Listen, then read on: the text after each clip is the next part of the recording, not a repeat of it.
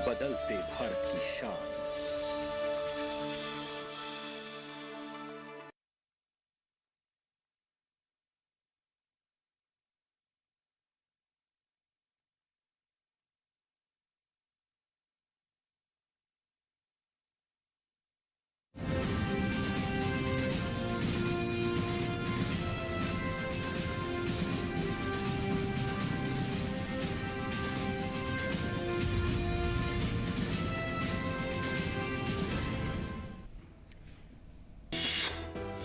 कर्नाटक विधानसभा चुनाव को लेकर भारतीय जनता पार्टी ने जारी किया अपना दृष्टि पत्र। खाद्य सुरक्षा पर केंद्रित विजन डॉक्यूमेंट मुख्य रूप से लगभग 6 विषयों पर आधारित। किसानों को बीज के लिए 10,000 रुपए देने का वादा।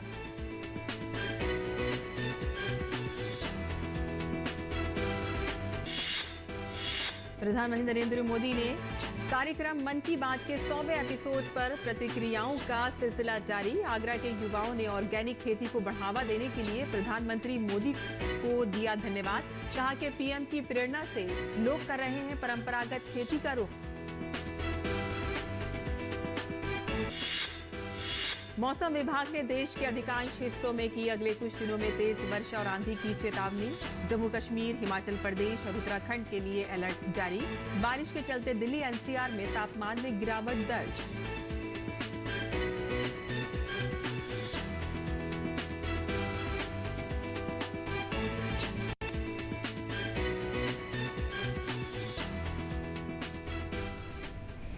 नमस्कार, किसान समाचार में आपका स्वागत है। मैं हूं साइमा खान। अब समाचार विस्तार से। कर्नाटक विधानसभा चुनाव को लेकर भारतीय जनता पार्टी ने सोमवार को अपना दृष्टि पत्र जारी किया। इस दौरान भाजपा अध्यक्ष जेपी नड्डा, मुख्यमंत्री बसवराज बोम्मई, बीएस येदियुरप्पा समेत कई नेता मौजूद रहे। बीजेपी ने अपने दृष्टि पत्र को प्रजाध्वनि नाम दिया है। दृष्टि पत्र में भाजपा ने कई वादे किए हैं, जिसमें यूनिफॉर्म सिविल कोड लागू करने का वादा किया गया है और साथ ही किसानों को बीज के लिए 10,000 रुपए देने का वादा किया है।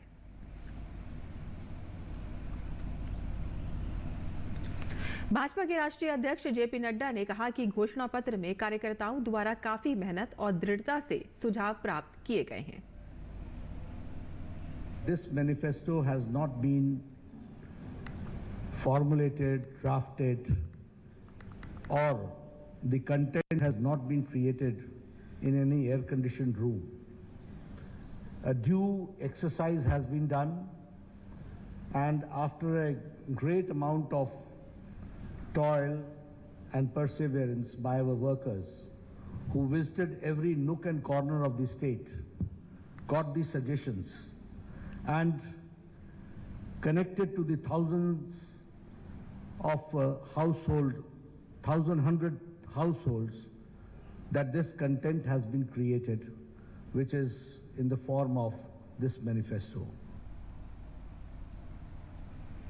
जेपी नड्डा ने बताया कि पार्टी का विजन डॉक्यूमेंट मुख्य रूप से लगभग 6 विषयों पर केंद्रित है, जिसमें खाद्य सुरक्षा, गुणवत्तापूर्ण शिक्षा, सस्ती और सुलभ स्वास्थ्य सेवा जैसे विषयों को शामिल किया गया है।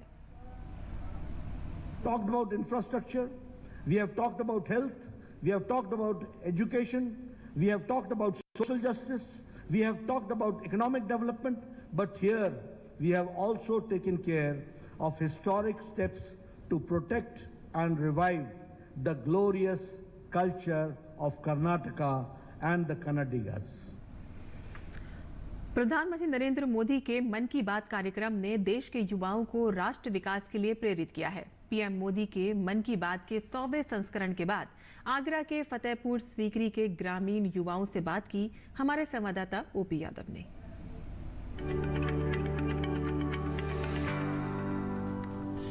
प्रधानमंत्री नरेंद्र मोदी के मन की बात कार्यक्रम के जरिए देश भर में किसानों, युवाओं और समाज के हर वर्ग को न केवल प्रेरणा मिलती है, बल्कि नई ऊर्जा और कार्य करने का एक जोश और जज्बा भी बढ़ता है।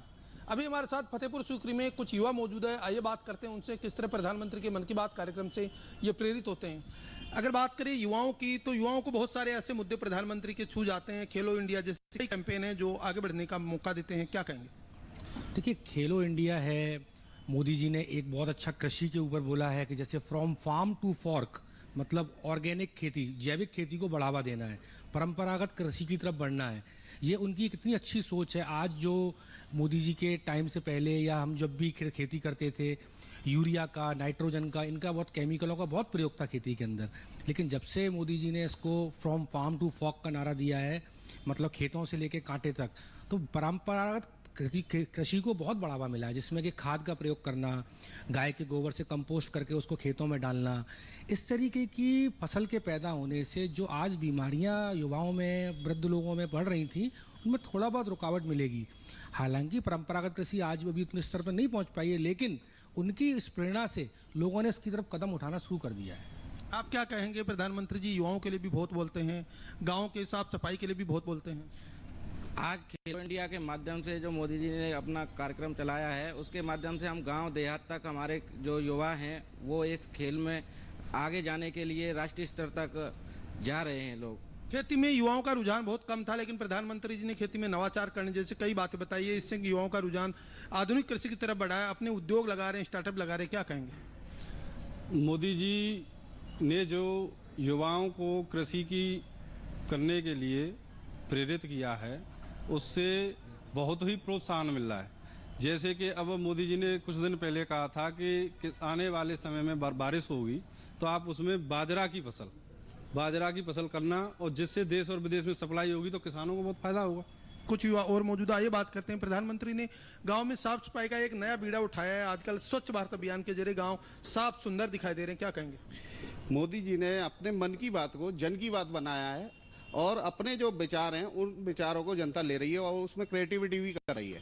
साफ सफाई में क्रिएटिविटी कर रही है, मोटे अनाज में अब बहुत अपना किसान भी बहुत रुचि दिखा रहे हैं। प्रधानमंत्री जी ने बुनकरों की जो खाद दी और इसके कारीगर हैं उनको, बुनकरों को प्रोत्साहन देने के लिए भी बार बार जिक्र किया, योजनाएं भी कई चलाई है। उससे आज गाँव में जो स्वरोजगार होता था बुनकरों के लिए एक नया रास्ता खुला। आप किस तरह देखते हैं? पहले तो मैं प्रधानमंत्री नरेंद्र मोदी जी को बहुत धन्यवाद देता हूं। ये फतेहपुर सीकरी जो नगरी है, हथकरघा और बुनकर के लिए ही प्रसिद्ध है। मोदी जी ने फतेहपुर सीकरी, कहना चाहिए कि हथकरघा या लघु उद्योग के लिए इन्होंने जो पहल की है, जो बढ़ावा दिया है, जन जन तक वो जो हथकरघा का प्रयोग लोगों तक पहुंचा है। निश्चित तौर पर इस तरह की पहल से प्रधानमंत्री से न केवल ग्रामीण भारत के नागरिक प्रोत्साहित हो रहे हैं, बल्कि गांव, गरीब और किसानों में खेती, खलिहानी और इसके साथ साथ हास्य उद्योग को बढ़ावा देने की एक नई पहल भी चल पड़ी है। मेरे सहयोगी कैमरामैन राजेश के साथ में OP Yadav, DD news, Fatehpur Sikri.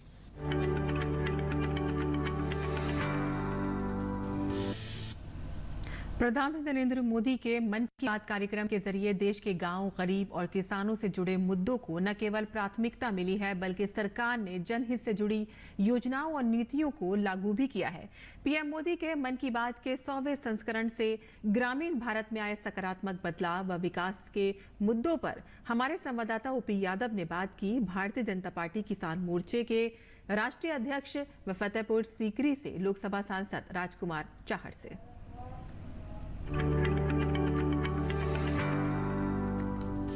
मन की बात कार्यक्रम के 100वें संस्करण को सुनने के लिए आगरा के पास स्थित फतेहपुर सीकरी में जन समुदाय का जमावड़ा लगा। स्थानीय सांसद की मौजूदगी में न केवल इन लोगों ने प्रधानमंत्री के मन की बात कार्यक्रम को सुना है, बल्कि आत्मसात कर समाज और राष्ट्र के विकास में योगदान देने की प्रेरणा भी ली है। अभी हमारे साथ खुद सांसद मौजूद है, आइए बात करते हैं। सर, 100वां संस्करण ऐतिहासिक पल है और ऐतिहासिक भी है। देश के यशस्वी प्रधानमंत्री आदरणीय श्री मोदी जी के 100वें संस्करण मन की बात सुना। आप देख रहे हैं कि किस तरह का जनसैलाब है, हजारों की संख्या में यहाँ लोग उपस्थित हैं, बड़ी संख्या में बहनें उपस्थित हैं, और ये एक ऐतिहासिक नगरी है फतेहपुर सीकरी। पर्यटन की दृष्टि से भी पूरी दुनिया में जानी जाती है। विशेष रूप से यहाँ पर जो दरी के बुनकर हैं, जो दरी के व्यवसाय से जुड़े हुए लोग हैं, श्रमिक हैं, क्षेत्र के किसान हैं, मजदूर हैं, छोटे दुकानदार हैं, नौजवान हैं। आप किसान मोर्चा से भी जुड़े हैं, किसानों की बात भी उठाते हैं, और आपके पीछे जो किसान समुदाय है वो भी प्रधानमंत्री से काफी उत्साहित और प्रेरित रहता है। हर बार किसी न किसी विषय पर प्रधानमंत्री न केवल किसानों का मनोबल बढ़ाते हैं, बल्कि उनके द्वारा किए जा रहे नवाचार या कृषि में नवीन तकनीक को देश और दुनिया तक पहुंचाते हैं। क्या कहेंगे? देखिए, निश्चित रूप से देश की आज़ादी के बाद मैं कहूँगा, जब से माननीय प्रधानमंत्री जी मोदी जी बने, और उससे पहले भी माननीय अटल जी जब प्रधानमंत्री थे तो उन्होंने केसीसी कार्ड देके शुरुआत की, जिसको माननीय मोदी जी ने पशुपालन से जोड़ा और मछली पालन से भी जोड़ा।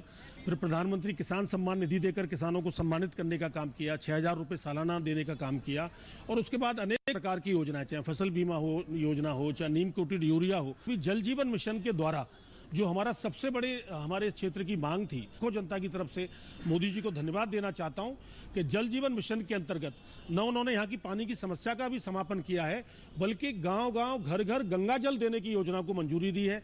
4600 करोड़ रुपए मंजूर हुए हैं।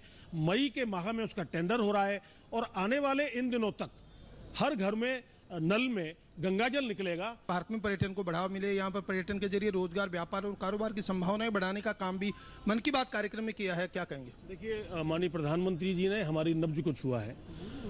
फतेहपुर सीकरी अपने आप में एक पर्यटन का विश्व व्यापी केंद्र है।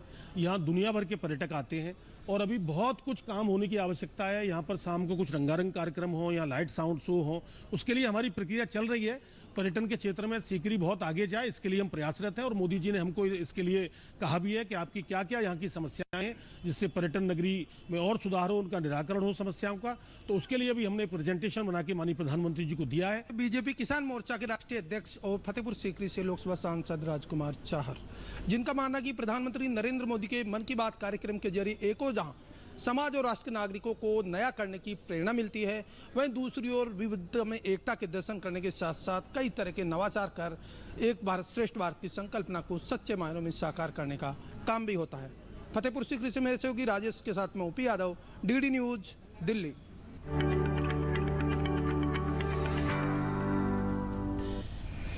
मौसम विभाग ने देश के अधिकांश हिस्सों में अगले कुछ दिनों में तेज वर्षा और आंधी की चेतावनी जारी की है। देश के उत्तर पूर्व, मध्य पूर्वी और दक्षिणी पूर्वी क्षेत्रों में अगले कुछ दिनों में मध्यम से भीषण आंधी तूफान चलने, बिजली चमकने और ओलावृष्टि का अनुमान है। मौसम विभाग ने देश के कुछ प्रमुख हिस्सों में व्यापक वर्षा और आंधी तूफान के मद्देनजर ऑरेंज अलर्ट भी जारी किया है।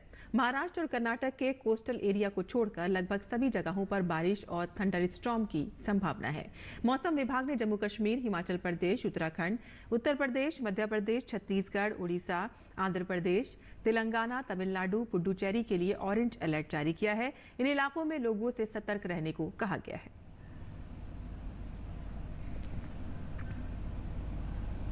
वहीं राजधानी दिल्ली सहित देश के अधिकांश राज्यों में बारिश के साथ मौसम में बदलाव होने के चलते तापमान गिरावट में देखने को मिली है। जहां पश्चिमी विक्षोभ की वजह से मौसम में आए बदलाव के विषय पर हमारे संवाददाता ओपी यादव ने बात की भारत मौसम विज्ञान विभाग के महानिदेशक डॉक्टर मृत्युंजन महापात्रा से। राजधानी दिल्ली और एनसीआर समेत महाराष्ट्र को छोड़कर अधिकांश राज्यों में मई के महीने में फरवरी जैसा मौसम का एहसास बारिश के चलते हो रहा है। क्या है मौसम में बदलाव की वजह और क्या रहेगा भविष्य में मौसम का सूरत हाल, इन सभी विषयों पर बात करने के लिए हमारे साथ मौजूद है भारत मौसम विज्ञान विभाग के महानिदेशक डॉक्टर मृत्युंजय महापात्रा। सर, अगर बात करें, अमूमन गर्मी आ जाती है मई के महीने में, चिलचिलाती धूप रहती है, लेकिन इस बार मौसम बदला हुआ है, क्या वजह है इसकी? देश के अधिकांश हिस्सों में थंडरस्टॉर्म, रेनफॉल रिकॉर्ड किया गया है और ये स्थिति अगले 2 दिन के लिए जारी रहेगा। अधिकांश राज्यों में सिर्फ कोस्टल एरिया ऑफ महाराष्ट्र को छोड़ के रेन या थंडरस्टॉर्म हो सकता है, इसके साथ साथ लाइटनिंग हो सकता है और कुछ इलाका में भी हेलस्टॉर्म होने का उम्मीद किया गया है। वेस्टर्न डिस्टर्बेंस अभी नॉर्थ ईस्ट इंडिया के ऊपर जा रहा है और इसके प्रभाव में अरेबियन सी से मॉइस्चर इंकर्शन हो रहा है और एक विंड कन्वर्जेंस लाइन एग्जिस्ट कर रहा है नॉर्थ इंडिया से साउथ इंडिया तक। सो बे ऑफ बंगाल से भी मॉइस्चर आ रहे हैं, इसलिए अभी जो एटमॉस्फेरिक कंडीशन है बहुत फेवरेबल है। मौसम में बदलाव की वजह है, मुख्य वजह क्या है और कौन कौन से, अगर हम ग्राफिकल प्रेजेंटेशन में देखें तो कौन कौन से इलाके जहां बारिश होनी है अगले 2 दिन में और कौन से इलाके जहां अभी इसका असर नहीं है? लगभग सभी राज्यों में हम वार्निंग दिए हैं, जैसे orange colour warning north east India और सेंट्रल इंडिया और ईस्टर्न इंडिया में है और पेनिनसुला इंडिया तमिलनाडु तक भी हमारा ऑरेंज कलर वार्निंग है और वेस्टर्न इंडिया में येलो कलर वार्निंग रखा गया, जैसे गुजरात, राजस्थान और interior parts of Maharashtra, Karnataka और केरला के ऊपर। और इसलिए सबसे ज़्यादा इसका इम्पैक्ट रहेगा आपका जम्मू एंड कश्मीर से शुरू करके Himachal Pradesh, Uttarakhand, Haryana, Chandigarh, Delhi, UP, Madhya Pradesh, Chhattisgarh, Telangana, then Andhra Pradesh, Rayalaseema, Tamil Nadu, Puducherry, Odisha, Jharkhand and West Bengal. इस बारिश का खेती और किसानी से कितना संदर्भ है, फायदा और नफा नुकसान दोनों के संदर्भ में? जो अभी बारिश हो रहा है, जैसे पेनिनसुलर इंडिया और ईस्टर्न इंडिया में यह सोइंग वगैरह के लिए बहुत लाभदायक हो सकता है, जो ड्राई एरिया में सोइंग करते हैं मई महीने में, जैसे अक्षय तृतीया अभी चला गया, अक्षय तृतीया के दिन में बहुत सारे इलाके में शोइंग शुरू होता है, इसलिए ये हेल्पफुल हो सकता है। मगर जो हेलस्टॉर्म वगैरह हो रहा है, कहाँ स्ट्रॉन्ग विंड हो रहा है, जो अभी स्टैंडिंग क्रॉप्स है, इसमें भी नुकसान हो सकता है। तो ये थी भारत मौसम विज्ञान विभाग के महानिदेशक डॉक्टर मृत्युंजय महापात्रा, जिनका मानना है कि राजधानी दिल्ली, एनसीआर और महाराष्ट्र व कोस्टल एरिया को छोड़कर देश के अधिकांश राज्यों में अगले 2 दिन में न केवल बारिश की संभावनाएं बनी रहेगी, बल्कि तापमान में गिरावट आने से लोगों को गर्मी से राहत मिलने की संभावनाएं भी बनी रहेगी। मेरे सहयोगी कैमरामैन महेश के साथ मोपी यादव, डीडी न्यूज, दिल्ली। और किसान समाचार में अब बात करते हैं मंडी भाव की और देखते हैं कि क्या रहा देश भर की मंडियों का भाव।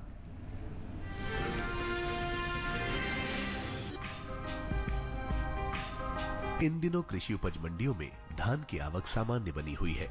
सप्ताह के पहले दिन सोमवार को उत्तर प्रदेश और पंजाब सहित दूसरी कृषि उपज मंडियों में धान बिकवाली के लिए पहुंची।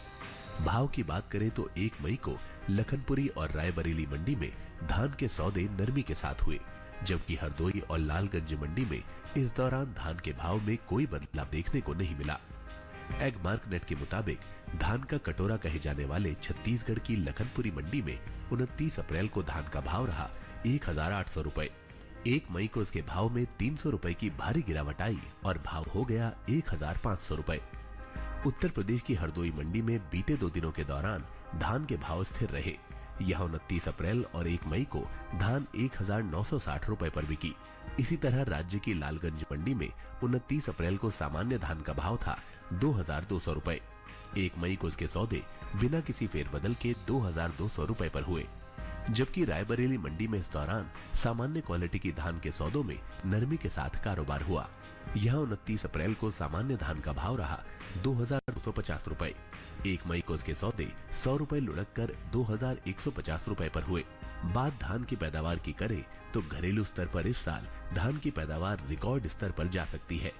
कृषि मंत्रालय की ओर से जारी दूसरे अग्रिम अनुमान के मुताबिक देश में धान की उपज साल 2022-23 के दौरान 1308.37 लाख टन होने का अनुमान जताया गया है। ये उपज पिछले साल की तुलना में 13.65 लाख टन अधिक है, जबकि साल 2021-22 में धान की पैदावार 1294.72 लाख टन रही थी।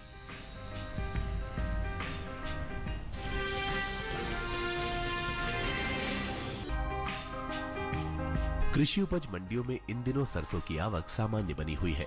भाव की बात करें तो सोमवार को काला पीपल और सूरजगढ़ मंडी में सरसों के सौदे मजबूती के साथ हुए। वहीं आगरा और अलीगढ़ मंडी में भाव नरम रहे, जबकि गाजियाबाद मंडी में इस दौरान सरसों के भाव में कोई फेरबदल देखने को नहीं मिला। एग मार्क नेट के मुताबिक मध्य प्रदेश की काला पीपल मंडी में 29 अप्रैल को सरसों का भाव रहा 4750 रुपए। 1 मई को इसके भाव में 700 रुपए का उछाल आया और भाव जा पहुंचा 5450 रुपए पर।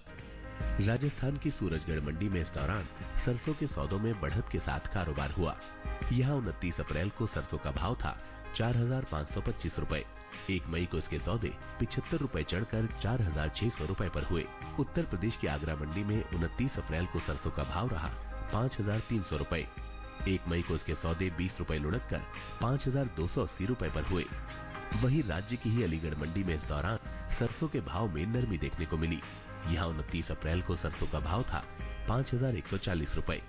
1 मई को इसके भाव में 20 रुपए की गिरावट आई और भाव हो गया 5120 रुपए। हालांकि गाजियाबाद मंडी में बीते 2 दिनों के दौरान सरसों के भाव स्थिर रहे। यहाँ 29 अप्रैल और 1 मई को सरसों 5650 रुपए पर बिकी। ये साल तिलहनी फसलों की पैदावार के लिए अच्छा साबित हुआ है। मौसम की अनुकूलता का असर तिलहन की पैदावार पर देखने को मिला है। इस साल कुल तिलहन की उपज का रिकॉर्ड टूटने जा रहा है। कृषि मंत्रालय की ओर से जारी दूसरे अग्रिम अनुमान के मुताबिक देश में घरेलू स्तर पर कुल तिलहन की पैदावार रिकॉर्ड स्तर पर पहुंच गई है। साल 2022-23 के दौरान कुल तिलहन की पैदावार 400.01 लाख टन होने का अनुमान है, जो पिछले वर्ष के तिलहन उत्पादन की तुलना में 20.38 लाख टन अधिक है। जबकि बीते साल इस दौरान कुल तिलहन की उपज 379.63 लाख टन रही थी। वही बात सरसों की करें तो इस साल देश में रिकॉर्ड सरसों की पैदावार अनुमानित है। कृषि मंत्रालय के मुताबिक साल 2022-23 के दौरान 128.18 लाख टन सरसों पैदा होने का अनुमान है, जो पिछले सीजन की पैदावार 119.63 लाख टन से 8.55 लाख टन अधिक है।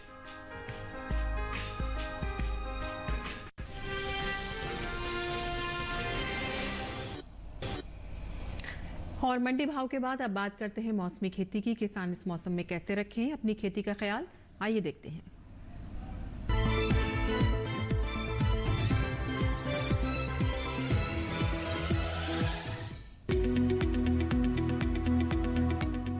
आंध्र प्रदेश में मक्के के खेत में सिंचाई करें।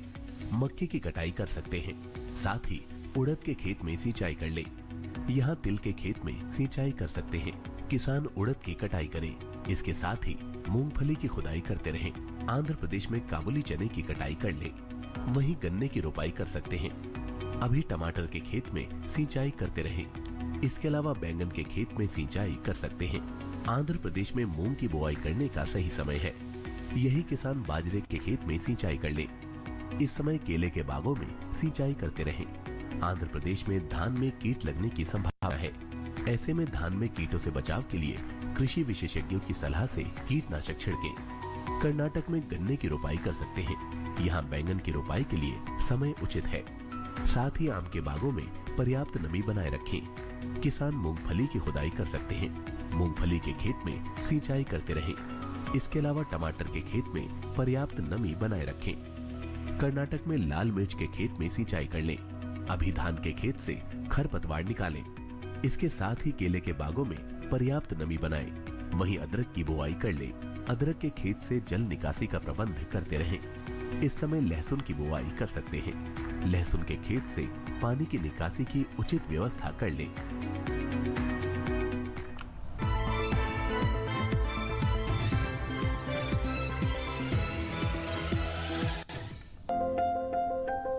दालें प्रोटीन से भरपूर होती हैं। भारत में सबसे ज्यादा दालें उगाई जाती हैं।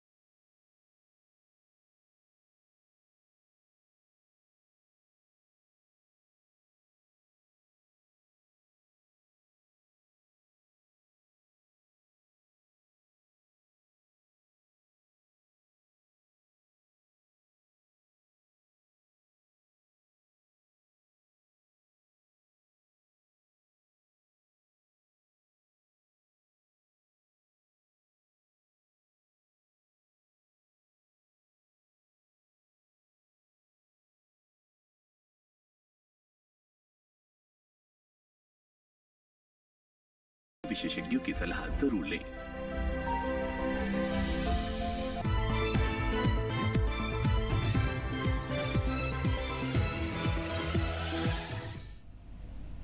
और खेती किसानी से जुड़ी खबरों के बाद आइए अब नजर डालते हैं कुछ और खबरों पर। खास खबर में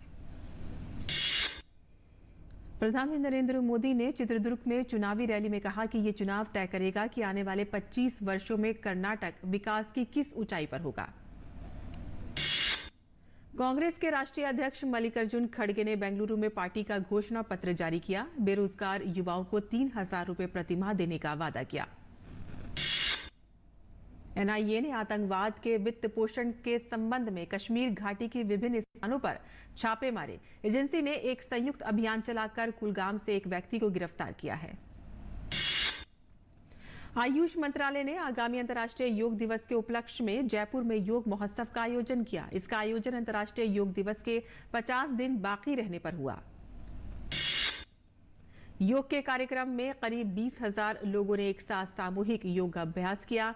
इस कार्यक्रम में कई गणमान्य लोगों ने भाग लिया। उत्तर प्रदेश के गाजीपुर से बसपा के लोकसभा सांसद अफजल अंसारी की लोकसभा सदस्यता खत्म कर दी गई है। अफजल अंसारी को एक मामले में 4 साल की सजा सुनाई गई थी। झारखंड में People's Liberation Front of India के जोनल कमांडर सुखराम गुड़िया को हथियार के साथ गिरफ्तार किया गया है। पुलिस ने नक्सली के पास से आपत्तिजनक सामग्री बरामद की है। जम्मू कश्मीर में एक गैर सरकारी संगठन ने श्रीनगर में वंचित लोगों को रोजगार का साधन जुटाने के मकसद से ई रिक्शा वितरित किए। ये रिक्शा पहाड़ी क्षेत्र को देखकर ही बनाए गए हैं। और ईरान दौरे पर गए राष्ट्रीय सुरक्षा सलाहकार अजीत डोवाल ने ईरान के राष्ट्रपति इब्राहिम रईसी से मुलाकात की। ईरान के राष्ट्रपति ने भारत और ईरान के बीच आर्थिक संबंधों को बढ़ाने की जरूरत पर जोर दिया। दिल्ली की तिहाड़ जेल में बंद कुख्यात रोहिणी कोट शूट आउट के आरोपी गैंगस्टर टिल्लू ताजपुरिया की हत्या हो गई है। जेल में बंद एक बदमाश ने लोहे की ग्रिल उखाड़कर उसके पेट में घोंप दी। और किसान समाचार में आज के लिए बस इतना ही। अनुमति दें। नमस्कार।